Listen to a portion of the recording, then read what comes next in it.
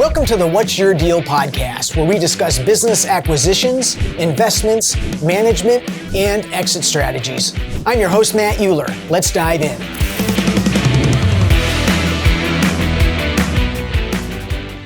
Welcome to another episode of What's Your Deal. This is a very special episode, not only because of the guest we have, but also because of the topic. Today's episode is called Deal or No Deal. And when we've done these in the past, we find that the audience really enjoys actually being able to dig through a deal with us and pull out all of the aspects of the deal to decide if it's something that is worthy of pursuing for a specific buyer. The reason I'm excited about my guest today is because his name is Keith Sklarsky, and he's a colleague, but he's also a very close friend. And he's somebody who has, I'm going to call it, an insatiable appetite for deal flow. And so he and his partners have evaluated lots of deals. They own several businesses. And I've asked if he would join me today to talk through how he evaluates a business and looks at it, whether it's an opportunity that he and his partners are going to pursue. And then, of course, with my background, I'm going to do the same.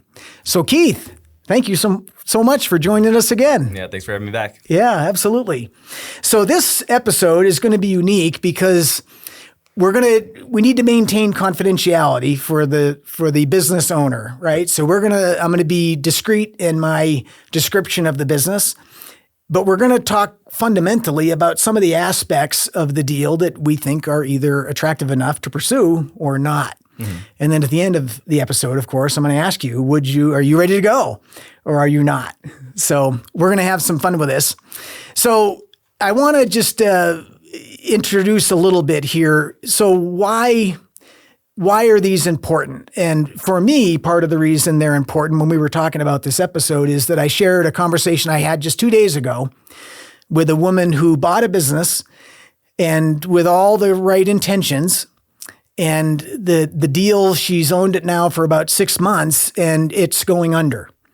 And as I have been in this industry for such a long period of time, about the only way I can figure out a deal going that bad that quickly, especially after it was funded by a lender and appraised, is that the structure of the deal was not right. Something was out of place that are unfortunately going to lead this woman to she's in the middle of a financial crisis that I cannot help her with. And honestly, I don't see a way out of without enormous pain. And so part of the reason that I'm excited about this episode is because for people who have not been through this process before to understand how you evaluate a deal and how I evaluate a deal. And both of us have bought lots of them. That's the content and the mindset and the information I'm excited about sharing with our audience today. And so the other thing I want to touch on is why you, and I've talked about this a lot, but I have huge respect for you and your partners and the way you pursue these opportunities and have now created a deal flow of opportunities that come to you without you having to go find them because of the professionalism, the approach, and the ability you have to actually execute on your plan. So again, it's an honor to have you here. Yeah, cool. So with that, let me describe the business, and I'm going to describe it discreetly, and then I want to hear from you. How do you look at a deal? What are the first things you look at? What's next? And are you ready to make an offer? And at what point do you decide this is something that's worth sinking some money into? So we're going to call this business a logistics business. It's really a brokerage firm of equipment. And the way they attract customers is through an online presence. They spend a significant amount of money, 7 figures plus, on advertising to capture market share. And then they actually broker those leads to people who can fulfill throughout the country. So it's a large business I'm going to call it an asking price of a little over $5.5 million. And with revenue that's ranged from $4 to $7 million over the past 3 to 5 years. They state that they have no employees. They use independent contractors, which I know is something that we'll dive into a little bit as a pro or a con. Yeah.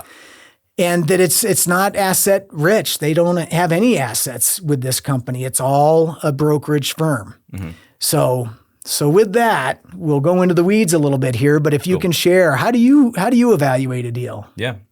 I mean, the first thing that we've talked about before is obviously we look for, is it in our region and in our wheelhouse, right? Is it something that we think we can take and improve upon, or at least not have it perform worse than when we bought it? And so a big part of that is just being honest with yourself and like, is this something that you can really materially impact? Second thing is we look at the size of the deal, right? We do want it now to be of a certain size, and anytime that we see revenue above a couple $1 million, we know, okay, there's probably some room in there for us to be able to make an impact here pretty quickly if everything else that we look at checks all the boxes that we have, right? But yeah, those are the first two things that we're going to look at. The next thing that we look at is what are some of the line items in that P&L? Which ones can we address? There's some that are going to be the same. There's some that are going to go up, but there's some that we can look pretty quickly and say, this seems a little bit high for what this business is and our knowledge of what you can acquire a customer for, or how much you should spend on marketing. So those are the things that we are going to look at the first go to see if it's worth a conversation, even with the broker or the seller. And then, as you get deeper into that, obviously there's a lot more things, or look at what are the add backs on that are on this sheet, on this deal sheet, right? What are we really looking at that's maybe borderline some stuff that we would contest and say, I don't think that should really be added back. So those are the things that we're going to take a look at initially. Okay, and that's great. So what you're describing is what I refer to as guardrails. It's like this is the road you're on, and if there's something way off the road, you're not going through the guardrail to get to it, right? You stay in your lane. Yeah. And so what you just described for us is your lane and your guardrails for businesses that are of interest to you. And so let me ask you, because of your experience where you own some pet-related businesses and you own a landscape company, and how important to you is industry in your initial vet of a business? Yeah, industry is not really important to what I'm looking for and my partners are looking for. There's a couple of things that we've found that if you put them in place, you're going to be able to improve a business. And I think that those go across industries. Obviously, there's some things that none of us have an expertise in, and we would have to look at that a little bit differently. But as far as ruling out an industry just because of it being something that we don't have experience in, we don't really do that. We take a look at the financials and the viability of the business first, and then we say, okay, is this something that we can bring a partner in on? Is this something that we could do ourselves?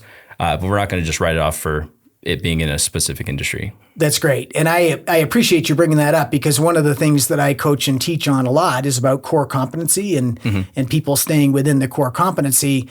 And I know as we walk through this deal, we'll be touching on that. So it's the other thing that I think is worth pointing out is that because you have two other partners and yourself, your core competency as a group is very broad.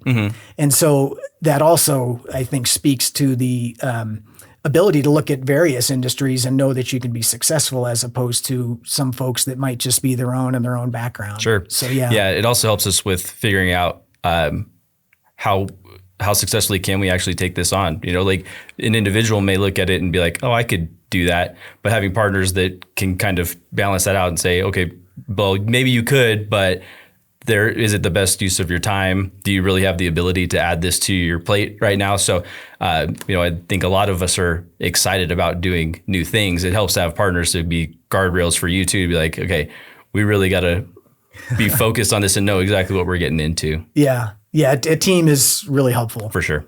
So I'm going to ask you what it is that what jumps out at you about this deal. But as you're talking about that, there are aspects of this that are within your guardrail, right? $5.5 million is within something that you all would be willing to purchase and make sense. The discretionary earnings being somewhere in the vicinity of $1 million most recently would also fit the model, I'm thinking. Yeah. Right? So what else? What else do you see in here that looks good? Yeah, looks good, or that doesn't look so good? I mean, some of the things right off the bat is the revenue growth year over year, right? I get really shy around businesses that are in a decline. Not that you can't save it, or not that you can't still be profitable, but it becomes a lot harder as revenues start to decline. So that's the first thing that I noticed is like they've been able to grow it over the last 3 years. Now we got to figure out, okay, what is the cause of that growth? So let me quantify that a little bit for our audience. So just as an example, if we look over the last 3 years, not including the current year, there was revenue of about 4 million. We're going to call the next year 6.5. So it's a significant increase in revenue. And then in the most current full year, 7 million. So they're definitely, that's meeting your criteria. Yeah. Yeah. Yeah. And they're, the other thing is obviously the STD and the EBITDA, which I'm curious from your perspective, which one do you think is the right metric to use for a deal of this size? That's a great question. And so I don't necessarily look at it as a size, although I would still call this a Main Street business, even though it'd be right on the end. Typically Main Street businesses are considered 5 million or less in revenue. And you start to get into mid-market above that. The distinction between EBITDA for me is the new owner going to be the operator, or is there already, it's fully staffed and the new owner is not going to be an operator, they're going to more be a director or a leader. That's where the huge distinction for me comes in between seller's discretionary earnings and EBITDA.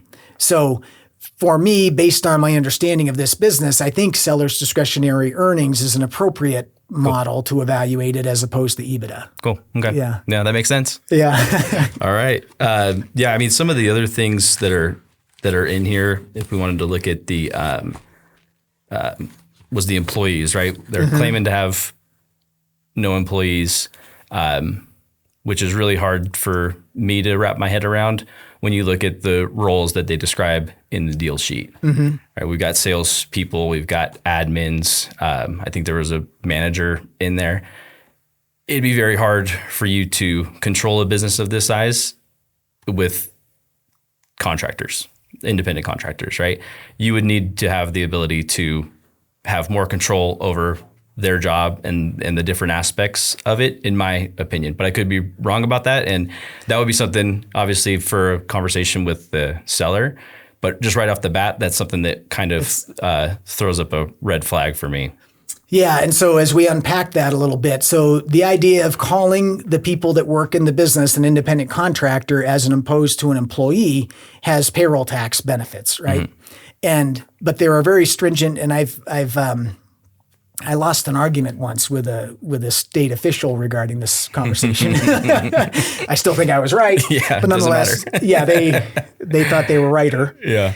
But anyway, those distinctions are very particular, and so between us, maybe we can give some of the rules around what actually makes somebody eligible to truly be claimed as an independent contractor as opposed to an employee. Do you want to share some of those, and then I will as well? Sure. Yeah. I mean, the first one is the schedule, right? You can't tell an independent contractor when they need to be somewhere. And I know that you also can't provide them with things. So I understand that this is an asset-light business, but that means that your admins are working on their own computers and your managers that are scheduling or pushing these things out are working on their own equipment. There's nothing that you're providing them, but you lose the control, obviously, right? If you can't tell employees when they need to be in the business, you're leaving a little bit of wiggle room that I don't really feel that comfortable with an asset-based business like this that is going to be, I think, pretty dependent on getting quick responses out to the customers that are looking for this stuff. Yeah, and that put in perspective, they have roughly 20, we're going to say, people that they're saying are independent contractors. And what jumps out at me for that is that you can't direct the activity of an independent contractor, right? It's supposed to be job specific, like they just do what they're supposed to do.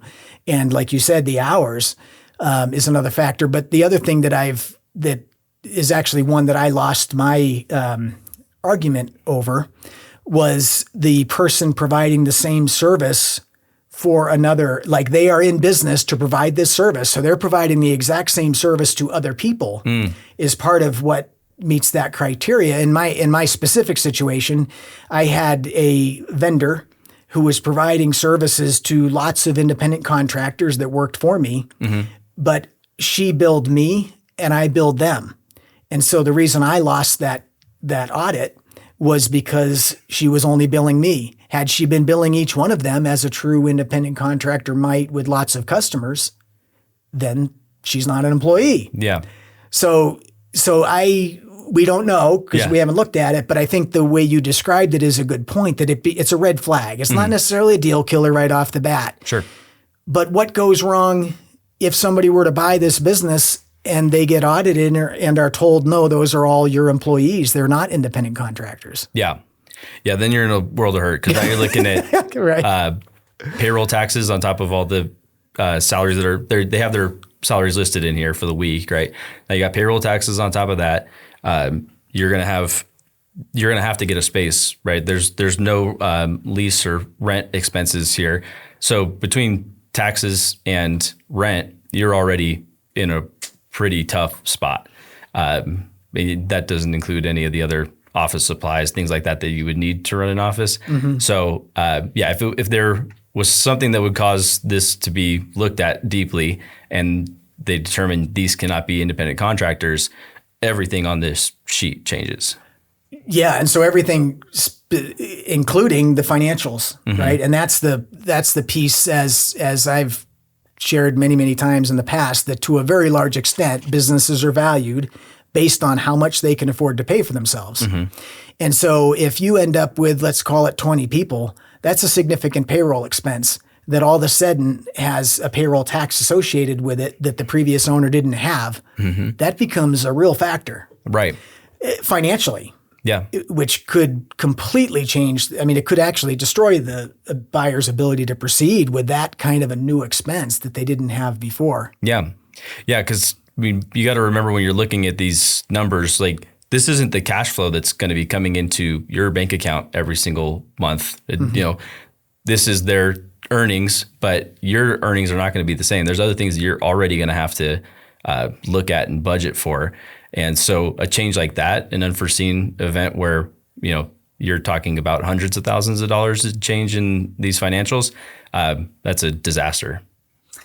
Yeah, this is also, and I'm curious to see what your next one is, but it just reminds me that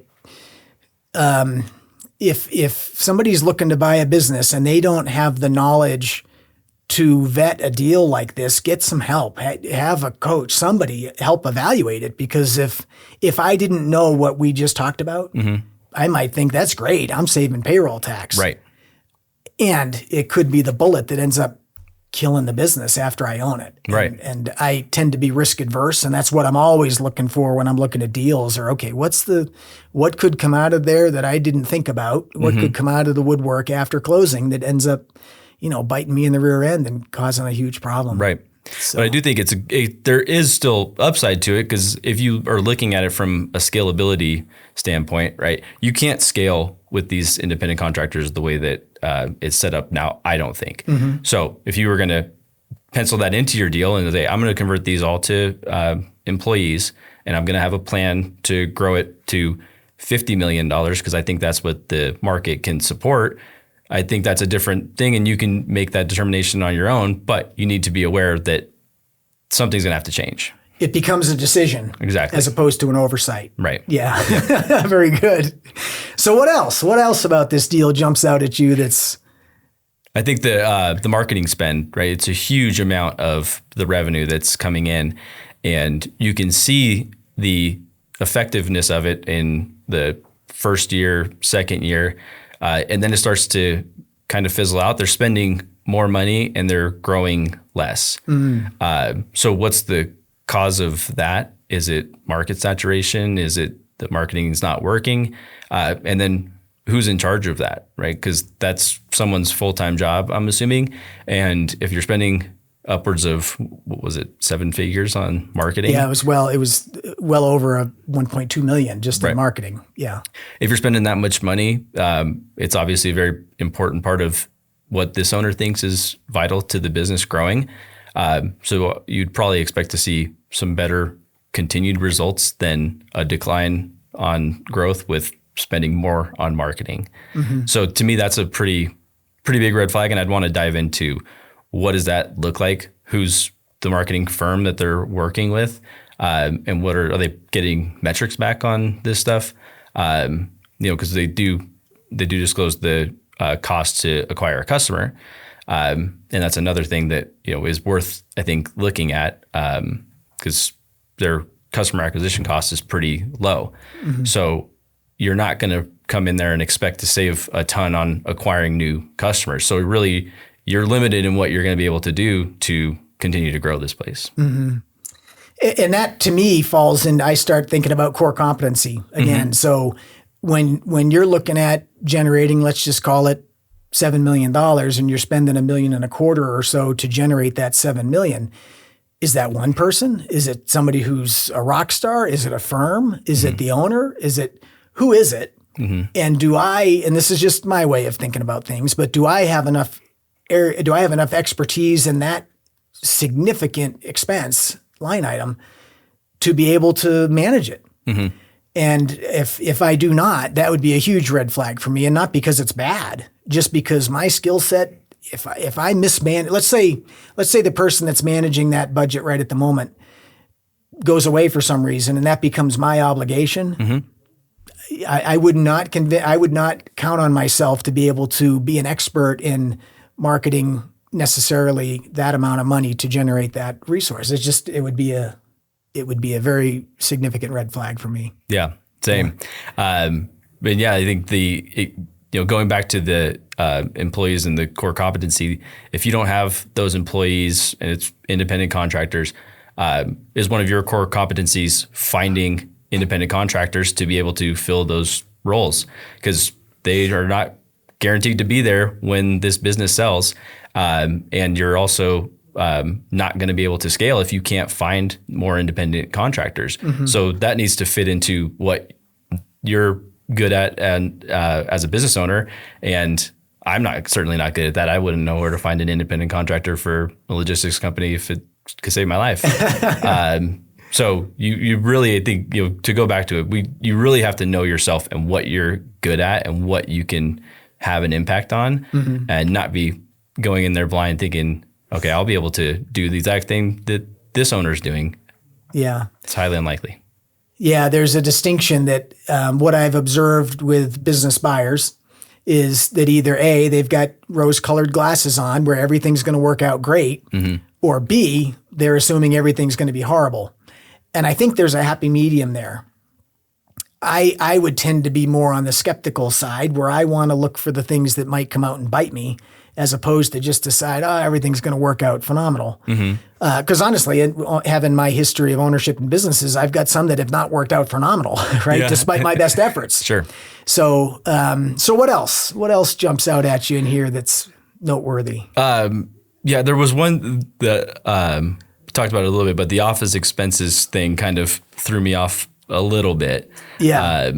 It's not a huge deal, but office expenses, I think the telephone, it might be a separate line item on this one, but mm-hmm. Things like that where you would look at, and you're going to have something, but to me, the telephone expenses were a big one. Was it $30,000? Mm-hmm. Just what's going into that number, because it's not an insignificant number.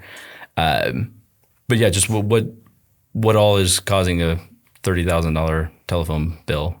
Yeah, and so the telephone is actually pretty consistent. Mm-hmm. It's actually it's fairly consistent within a few percent year after year. But part of the point that you're bringing up from an evaluation standpoint is diving into the numbers, right? Mm-hmm. If we're buying a business to a large extent based on the return we're going to get, we need to understand the math. Right. And that's part of what I hear you say when you're looking at that specific expense. But let's look at the office supplies. We've got 1 year that we'll call that $25,000. Then the next year it's over $200,000, and then the next year it's a loss. Right. It's a negative. Yes. That's a huge swing. Right. And that's again, it would be something that if I was pursuing this business, I would be looking at from a perspective of I need to understand what that's about. Right. And I'm sure there's a good answer for it, but it's got to be really good. Yeah. Yeah. I mean, I could see okay, maybe they bought a bunch of stuff in that year 2023 and they're just forwarding it to 24. I don't know. But yeah, anything that's a big drastic swing in something like that, where you would expect it to be a little bit more predictable. Like, I don't want to get into a business where I'm going to have unpredictable expenses to the tune of $200,000 in a year. That's a big expense no matter what size the business is. So you would really want to understand, okay, what caused that? What was it? Was this a choice, or is this forced on them? Like, what's going on here that would cause something like that? And you really want to try to find something that the expenses that you'd expect to be at a certain level are pretty consistent. Yeah. Well, and the other thing that jumps out at me along those lines is there's another expense that happened once that never happened again that was, $250,000. And that's being considered an add back. So it's getting added as part of the seller's discretionary earnings. But what is it? Right? It's just this one huge expense that came out of nowhere and never is going to happen again. Right. Yeah, I thought the same thing. So what are some examples of what that could be? Yeah, so I don't know if I can come up with one quite that large, but there could be, let's say there's a business that's very technologically, has significant requirements in technology, and they replace all of their computers in 1 year. Now, more than likely, from a tax return standpoint, that's going to get depreciated. But if it's on a P&L, a profit and loss statement, you might see that as a huge add back. Like, oh, yeah, we replaced 37 computers. Sure. It costs us $250,000 and we're not going to do it again for another 5 years, or we're only replacing 3 a year. Or so that would be an example. I've seen it in fleet related businesses. Got like a towing company, a vehicle towing company. They buy a heavy wrecker. Well, that's, $200,000 to $400,000 or more. And so that can hit pretty hard. But again, usually it gets evened out on the tax return through depreciation. Got it. But those are things that could be like, okay, well, yeah, I would not do that again. Yeah. So that's a legitimate. So one more example, sometimes people will have, it's like, oh, we had a legal dispute. We had conflict with a contractor, or we had a claim from a customer or something, and we spent $70,000 on legal fees in that 1 year. We're not going to do that again, right? It's not year after year. So the anomalies in the comparison are part of what I'm looking for on a regular basis. Okay. Yeah. Yeah, because I know that there are things that may come up. I think that's the big thing that you want to look for is this truly a one-time expense that I'm not going to have to incur? Yeah. Right? If it is, okay, I can understand, it's your business, you operate it however you want. But if you're hiding it and this is expenses that we should be aware of and we should be planning for, you really want to figure out which one of those is it? Yeah. Well, an add back by definition is something that should be one-time, non-reoccurring, or will go away when the business is sold. Going away when the business is sold, as an example, might be the owner's salary. Like, you're not going to keep paying the owner after you close, right? So that's an add back. But I have seen, as an example, add backs to the bottom line for discretionary earnings calculations where it's, well, I take the staff on a trip to, we take a vacation trip with the staff once a year. We've done it for the past 10 years, but you don't have to do that. Well, in my view, as a buyer, I wonder how the staff are going to feel about that. Yeah. When the new guy comes along and no more vacations that are part of my compensation as an employee, right? Sure. So those are the ones that get into the weeds that may not be something that I would accept. Yeah, as a legitimate add back. Sure. Okay. That makes sense. Yeah. So what else? Anything else that jumps out at you here that you want to bring to the table? Yeah, bank fees, I think, were one that I was thinking was a little bit weird too. Again, it's something that you would expect to kind of stay in line with the revenues, right? If revenue is growing, you can expect your bank fees to grow. But this is the opposite. We had a year where revenue grew and bank expenses were considerably down. So what are causing those things? Is there something in there that was marked wrong? Is there something in there that we should know about? Yeah. And so your point is a good one, which is literally looking at every single line and looking at every single line over a period of time. So the law of averages comes into play. You can see, well, if you referred to legal and professional, well, if it was $100,000 in 24 and it was only $9,000 in 22, but it was $55,000 in 23, what's the story behind that? And is that an expense that's going to continue? And then the other thing I like that you brought to the table is the percentage of that expense to the revenue. So it can be difficult to quantify if an advertising expense is very large when the revenue is increasing so much. And that's where the percentages come into play, needing to calculate, okay, what is $1.25 million on $7 million as a percentage of revenue?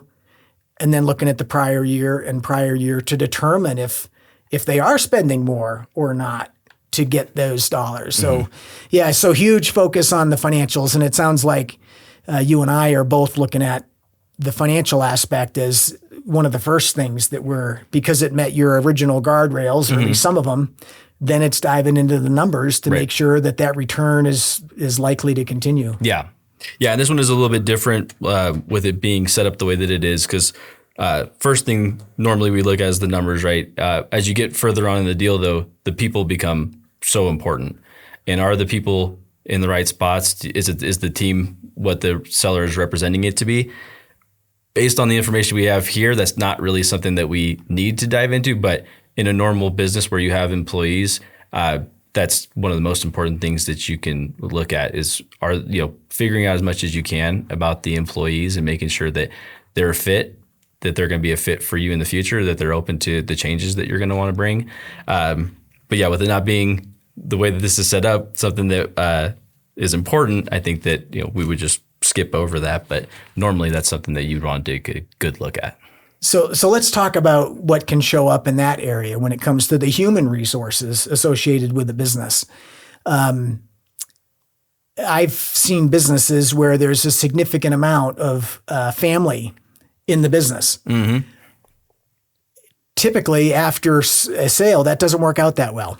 Yeah, right? No, for sure. Not always, but I've had one situation that I can think of where there were five of the employees that were actually family members, and at the end of a 2-year period, only one was left. And so, as a buyer of a business, if you're counting on that human resource to stay intact, that could potentially be a red flag. Yeah, absolutely.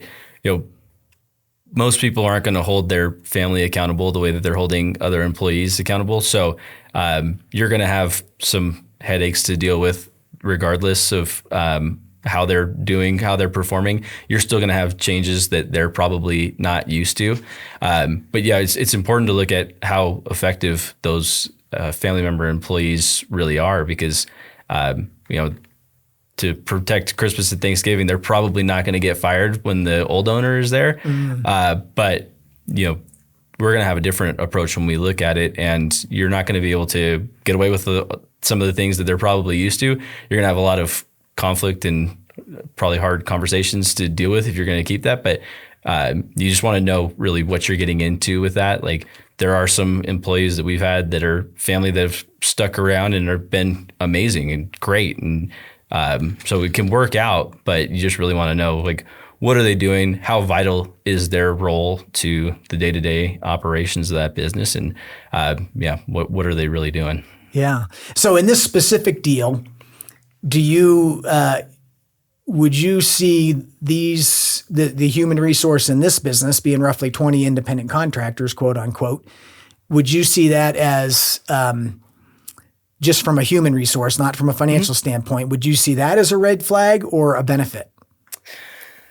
I see it as a red flag just because I think that there's going to be a slim chance that these are actually independent contractors. If it was a business where they were legitimately independent contractors, I still would have reservations, because I think that it takes away some of the control and ability to do the things that you want to do and scaling that business and changing it. But there are also some great things to having independent contractors as part of the business. You're going to be able to operate more efficiently on the financial side for sure. And you'll be able to, I think, provide a more widespread, like if you're not your employees, you're not expecting them to be in one location, right? So you're going to be able to, I think, maybe touch a little bit further than you normally would. But I think for the most part, for me, it's a red flag to not be able to have them be independent contractors. Okay. And I would agree with that. I'm in the process of purchasing a business right now. And there's some staff that are not paid. They're paid under the table, and that's not something I'm going to do. Yeah. And so then that becomes not only is it a financial factor, but it could be that employee says, I don't want to work here anymore. Right. And then that becomes an issue. Okay, what are their duties? And if they go away? So that adds an element of risk when you go from independent contractor or even under the table staff that are going to need to comply with the appropriate laws after closing. They might not be there anymore. Right. Yeah. Yeah. Under the table would be a 100% red flag. But I mean, to me, there's more risk than reward in having the independent contractors. So, figure out what you want to do. But I think that the employees is going to make a lot more sense, especially if you're coming into it and you want to have things that you're going to change, try to grow. You're not going to, I don't think, effectively be able to do it with independent contractors. Yeah, for sure.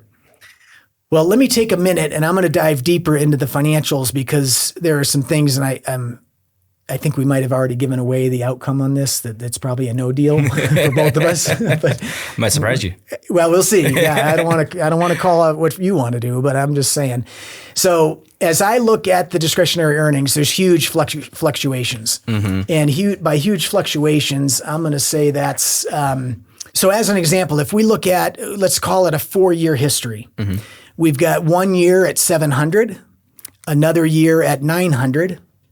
A third year, which is the most current full year, at 550,000, and then in the current year projecting out to 950,000. So even though for some those may sound like big numbers, the swings in those are make it or break it swings. And so I look at a couple of things there. I evaluate businesses. Even if I'm not obtaining financing, I want to look at it from a financial feasibility standpoint and what would be left over. So if we just assume there's going to be financing required on this $5.6 million deal, to put that into perspective, the down payment funds necessary would be someplace in the vicinity of $650,000 down. And the debt service would be someplace around, we're going to call it $800,000 a year, right? So that means if you and I decided we're going to buy this, we're coming in with, call it $700,000 out of our bank accounts to buy it. And then we're spending another, call it $800,000 a year on debt service. So when I do the math backwards on this, if you've got $800,000 worth of payments in a year where the business had $550,000 worth of discretionary earnings, we lost a ton of money. Yeah. Right? Yeah, you're out of business. You're out of business. And unless you have a huge bank account and you're licking your wounds for a long period of time. Yeah. But I always put a business to that test. I want to go back in time and say, based on what my overhead's going to be, and let's just say that's debt or maybe it's a management fee as well, where would I have been in 22, 23, 24, 25? And if there are any of those that go red, I want to know why, and I'm going to think about it real hard. And it might be that I don't walk away from the deal, but I'm going to change the structure to make sure that I'm not in a crisis situation to the best of my ability. Right. Yeah. Yeah. I think that's something that's easy to forget when you're looking through these numbers. Is like your debt service is not included in here. Right? So right. These numbers look great, but the reality is you have a payment of $60,000, $70,000 every single month that you have to make regardless of if the business makes money.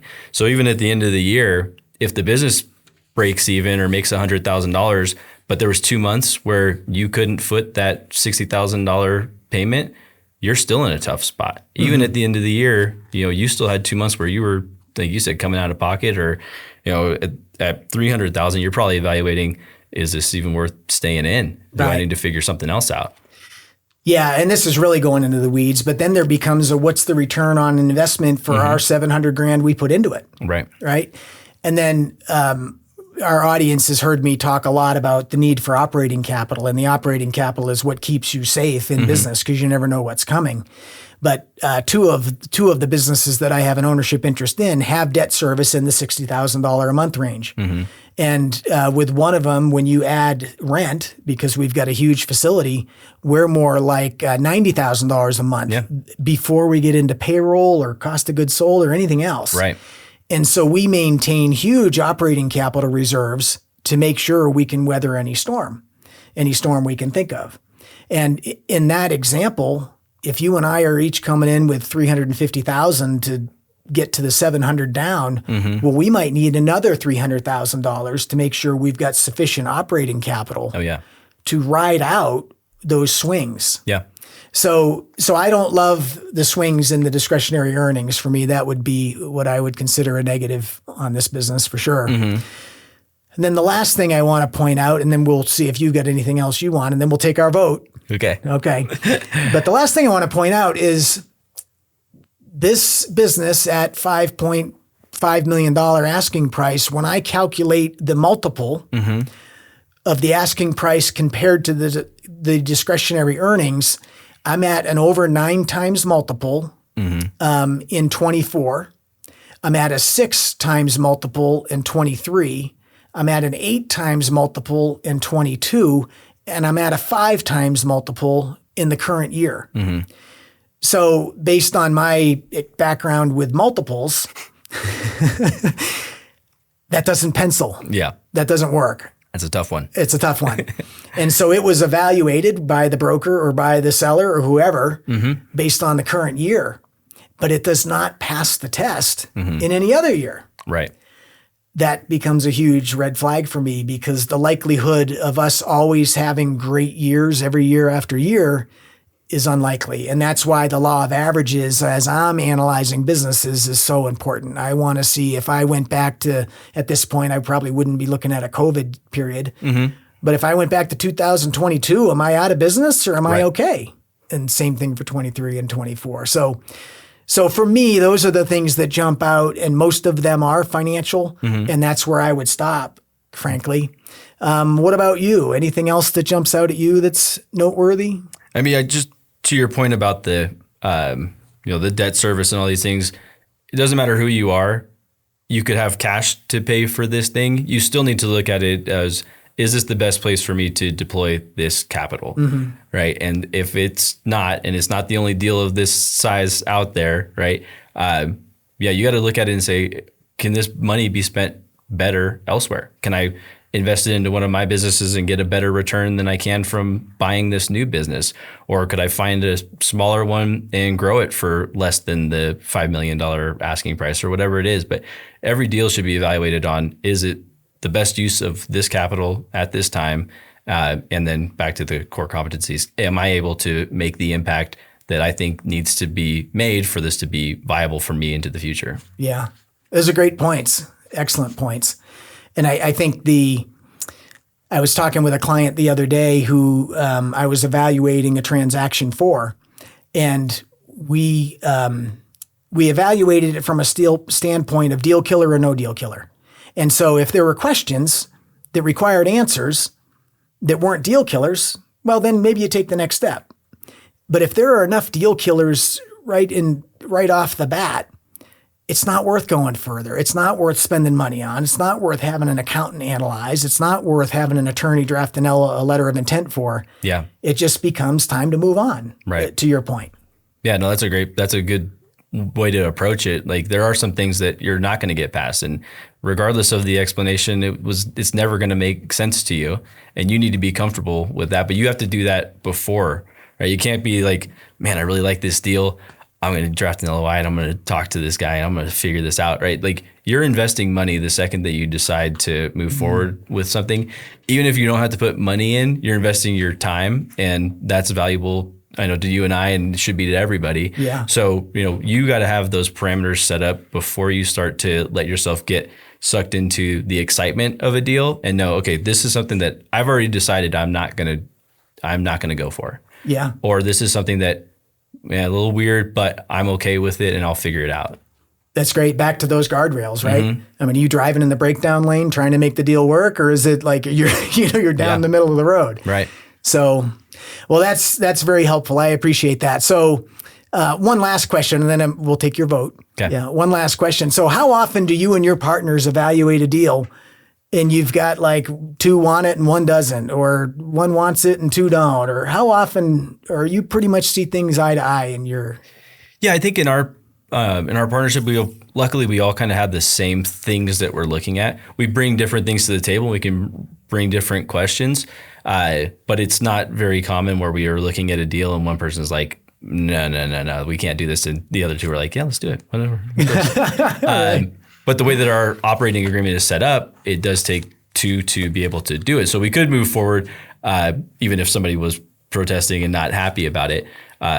But then what does that do to your partnership? Like we want to find a way, and anything that I bring up to my partners, I want them to test it. I want to be able to defend the reason that I think a certain way. So through those conversations, we can always find a way to find the middle ground and or get somebody to our side. If we've got great points, like we're all open-minded to figuring out, does this make sense or not? So we don't ever want to sit and say, I'm just saying no, and I'm not moving from that. Like you want to be able to be curious enough to be swayed, I think. Yeah.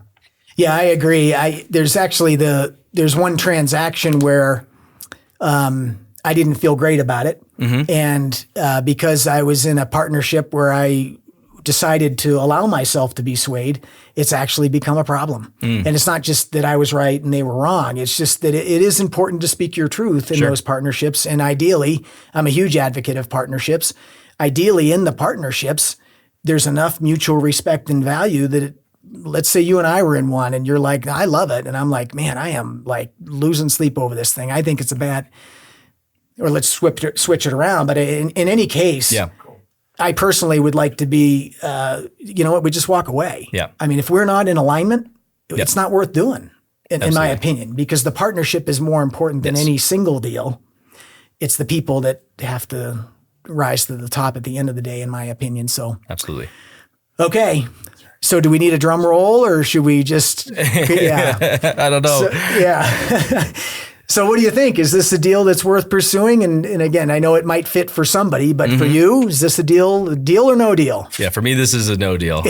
Okay. I don't know if you're surprised, but yeah, and it's a bummer because it, like we said, it fits some of the other parameters, but there's just too many things that are red flags for me, and no deal. Okay. Well, and clearly for me, it's a no deal just from a financial feasibility standpoint, let alone some of the other things. It's not worth risking that kind of capital on those kinds of swings at those multiples. So I guess we didn't get this one. Bummer. Yeah. Next time. Yeah. So we will come up with more and we'll dissect one. I think on the next one, I don't want to tilt our hand a little bit, but I'm going to try to make it a little closer so it's a little tougher to decide. Yeah, Sounds which way we would go. So as you know, I like to finish all of my episodes with gratitude, and what that looks like for me is somebody who's given you a hand up during your life to help you get where you wanted, or the opposite. I've had repeat guests now, and so sometimes I ask people, hey, who have you given a hand up to? But if you wouldn't mind, for me, it just brings me back down to the humility that is so important in life. Can you share with us a story about somebody you've helped out or who's helped you get where you are? Yeah, I mean, somebody that has helped me out, I would say, are both of my business partners. I wouldn't be in the spot that I'm in without them. They trusted me to come in and operate these businesses, and without them, I'm trying to do it all on my own, and I'm in a lot worse spot. So they definitely gave me a huge hand up. And then, somebody that I've tried to help, I try to help all of our employees that to expand their capabilities and their horizons, right? Like I want to be able to push them into new things that are scary for them. And so I try to make a point on anybody that I come in contact with that works for us is like, okay, what do you want to do? And then I find creative ways to help get them there. Yeah. Oh, that's great. Well, and there's just so much in this, right? It's in the second part of what you shared, it's about paying it forward. And then the humility that comes with, you know what, you're part of a team that's an amazing team, because I know both of your partners and I couldn't agree more. But just to remember that is so important. And I think it's easy to watch people forget where they started from and lose sight of that. I've actually, one of my, he's a business partner and extremely close friend. Before he used to partner with anybody, he'd ask them to write him a letter. about why they were so grateful for the opportunity and why they wanted to work with him and all of that, because there were occasions over many, many, many partnerships, a long period of time, where he'd have to pull that out again and say, do you remember how you felt when you started this? Yeah. And, and that's a powerful tool. So yeah, it's interesting. Yeah. So anyway, thank you for sharing that. I really appreciate it. And thank you so much for being part of this Deal or No Deal episode. Yeah. And we will come up with more.